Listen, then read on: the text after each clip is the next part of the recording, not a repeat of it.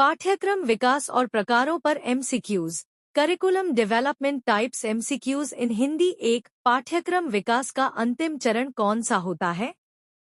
ए, उद्देश्य निर्धारण। बी, मूल्यांकन इवैल्यूएशन। सी, शिक्षण विधियों का चयन। डी, विषय वस्तु का निर्धारण।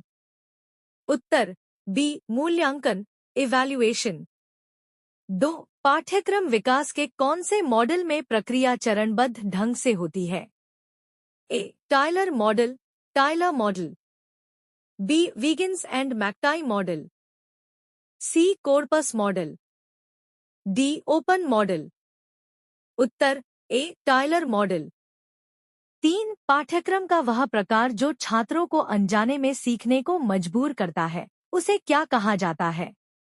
ए, औपचारिक पाठ्यक्रम फॉर्मल करिकुलम। बी, अनौपचारिक पाठ्यक्रम इनफॉर्मल करिकुलम। सी, छिपा हुआ पाठ्यक्रम हिडन करिकुलम। डी, मूल पाठ्यक्रम कोर करिकुलम। उत्तर सी, छिपा हुआ पाठ्यक्रम हिडन करिकुलम।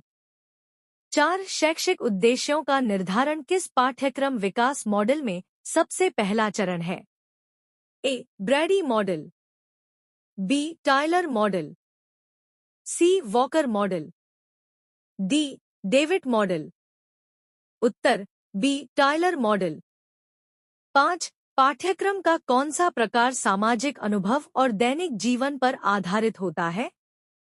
ए, औपचारिक पाठ्यक्रम। बी, सहपाठ्यक्रम को-करिक्युलर। सी, अनुभवात्मक पाठ्यक्रम एक्सपीरियंशियल करिकुलम। डी, मूल पाठ्यक्रम। उत्तर सी, अनुभवात्मक पाठ्यक्रम। 6. जब छात्र खेल, कला, नाटक आदि से सीखते हैं तो वह किस प्रकार के पाठ्यक्रम के अंतर्गत आता है? ए, छिपा हुआ पाठ्यक्रम। B, सहपाठ्यक्रम को-करिक्युलर activities. सी, औपचारिक पाठ्यक्रम। डी, अकादमिक पाठ्यक्रम।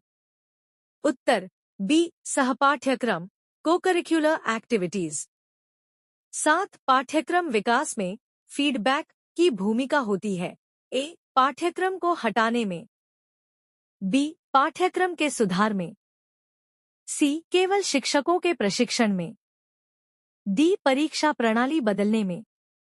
उत्तर बी, पाठ्यक्रम के सुधार में। 8. लर्नर सेंटर्ड करिकुलम का प्रमुख उद्देश्य क्या होता है? ए, शिक्षक की भूमिका को बढ़ाना।